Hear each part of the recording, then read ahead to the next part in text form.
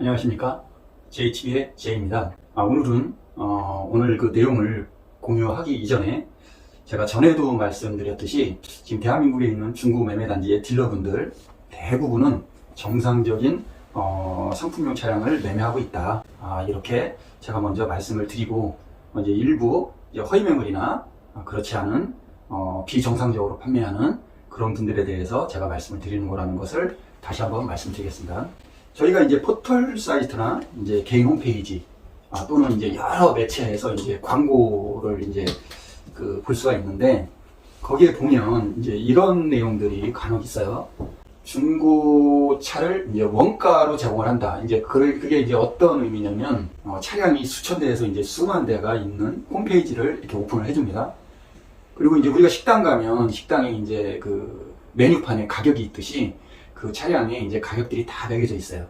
그 가격 그대로 주겠다, 이런 의미입니다. 그래도 아마 이제 그 구독자들께서는 이제 무슨 내용인지 잘 모르실 거예요. 이제 더 상세히 말씀을 드리면, 대한민국 이제 중고차 매매가 이제 그 판매되는 그 방법을 보면, 이제 우리 딜러들, 그러니까 매매 상사에 계시는 딜러분들만 볼 수 있는 사이트가 있습니다. 그 사이트에 이제 전국에 있는 딜러분들이 본인의 차를 이렇게 올려놓는 거예요. 하나하나 올려놓습니다. 뭐 수입차든, 뭐 국산차든, 뭐 화물차든, 이런 차들을 올려놓는데 거기에 이 차량 가격을 올려놔요. 저는 이만큼의 가격으로 판매를 하겠습니다, 이렇게 이제 올려놓습니다. 그 올려놓은 것을 이분들이 이제 홈페이지에다가 이렇게 올려놓는 거죠. 그래서 나는 이 금액 그대로 드리겠습니다, 이런 식으로 이렇게 말씀을 하세요. 이제 그러면서 알선비는 대신에 이제 받아야 됩니다. 이렇게 뭐 30만 원에서 뭐 50만 원, 뭐 많게는 뭐 70에서 100만 원, 뭐 이런 식으로 이제 알선비만 받겠습니다, 뭐 이런 식으로 올려놓는 분들이 계십니다. 그러면 이제 우리가 일반적으로 봤을 때, 전국에 있는 딜러들이 상품용 차량으로 내놓은 차량 가격 그대로를 주고 알선비 뭐 30에서 50, 뭐 그 이상 뭐 이렇게만 받겠다 하면은 좀 진정성이 보이죠. 물론 이렇게 판매하는 딜러분들도 계십니다. 제가 오늘 말씀을 드리는 내용은 과연 이것이 뭐 진실인지 거짓인지, 이 부분에 대해서 전에 실질적으로 그렇지 않아서 문제가 됐었던 그런 사건들이 있기 때문에 제가 말씀을 드리는 겁니다. 여러분들이 이제 잘 모르시는 게, 전국에 계신 딜러분들이 나는 내 차가 이런 차가 있는데 이 금액까지만 제가 받겠습니다 하고 올린 금액이 있는데, 그 홈페이지에 기능이라는 게 있어요. 예를 들어서 내가 100만 원으로 올려놨어요, 차를. 그럼 거기다가 기능적으로 10%를 업을 하는 기능이 있습니다. 그러면은 그 전국에 있는 딜러분이 받겠다라는 금액에서 10%가 업이 되는 거예요. 예를 들어서 A라는 단지에 계신 딜러분이 나는 이건 1000만 원만 받겠습니다 라고 올려놓은 거에, 그 홈페이지에다가 올려놓으신 분이 기능을 10% 업으로 해놓으면 1000만 원짜리가 1100만 원이 되겠죠. 2000만 원짜리는 2200이 되겠고, 뭐 3000만 원짜리 차는 3300이 되겠죠. 이런 기능을 이용을 해서 고객분들에게 뭐 이런 부분을 사기라고 해야 될지는 모르겠으나 이제 어찌됐든 속이는 거죠. 10%를 올려놓고 나는 원가를 드립니다, 이렇게 얘기를 하면 원칙적으로는 자기는 원가 판매하는 게 아니라 10%의 마진을 보는 거죠.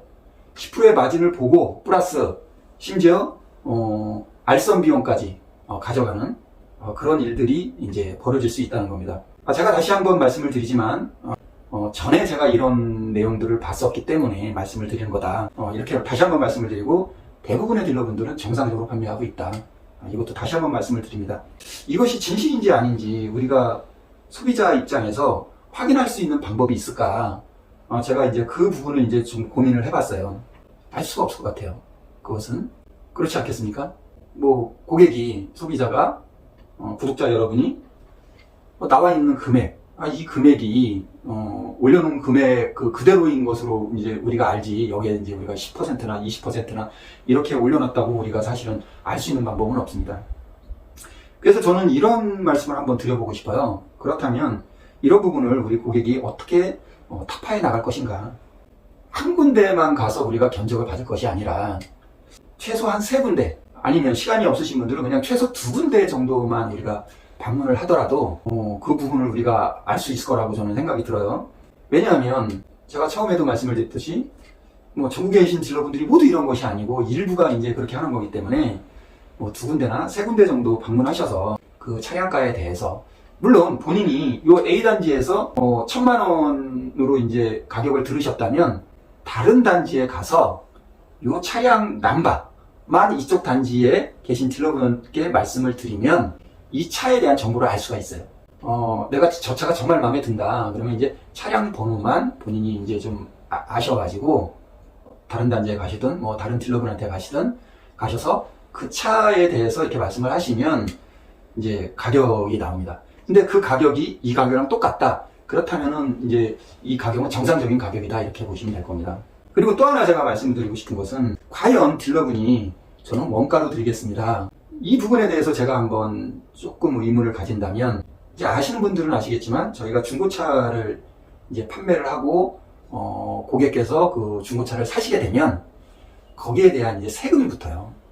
판매하는 딜러분은 이 매매상사 대표님, 이 대표님은 이제 월세도 내고 뭐 관리비도 내고 이제 주차장이 있단 말입니다. 이 상품용 차량을 이제 주차를 해놓고 이제 매매를 하는 것이기 때문에, 그러면 이제 주차장에 이제 들어가는 이제 또 관리비도 들어가고 이런 여러 가지 많은 돈이 들어갑니다. 그렇기 때문에 그 매매 상사가 운영이 되려면 이 차를 하나를 판매를 하게 됐을 때 거기에 이제 입금이라고 하는 게 있어요. 그 매매 상사로 입금을 시켜야 됩니다.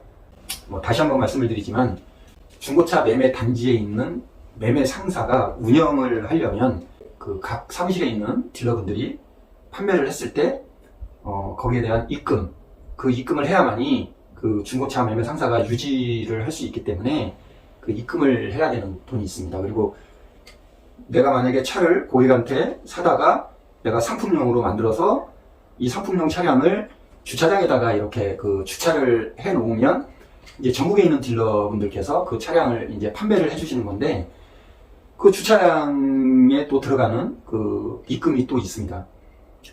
자, 이런 여러 가지 돈이, 입금이라든가 이런 여러 가지 돈이 들어가기 때문에 원가로 판매할 수는 없습니다. 특별한 경우가 아니라면.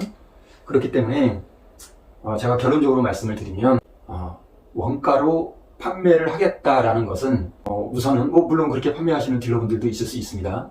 하지만 제 생각에, 개인적인 생각에 이렇게 업을 해놓은 게 아닐까?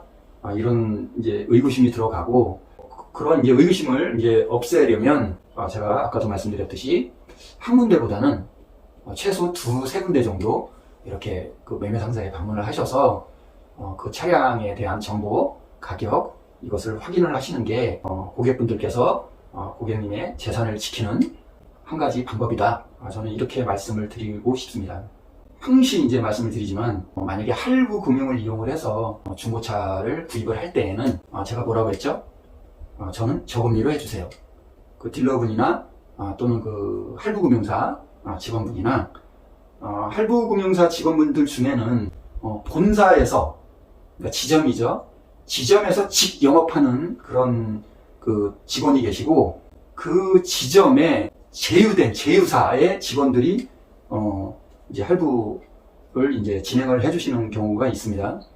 뭐 그 2가지 다 고객분들한테 그 어떠한 금리를 얘기를 했을 때 똑같이 저는 저금리로 해주세요. 이 말 한마디만 하시면 금리가 상당 부분 이제 떨어지게 되고, 적게는 수십만 원에서 많게는 수백만 원까지 고객님들이 재산적으로 이득을 볼 수 있는 그런 방법이다. 이거는 제가 몇 번을 얘기를 해도 입이 아프지 않은 그런 말이니까요. 항시 명심해 주기를 이렇게 부탁드리고요. 자, 오늘은 여기까지 하겠습니다. 저는 JTB의 제이였습니다.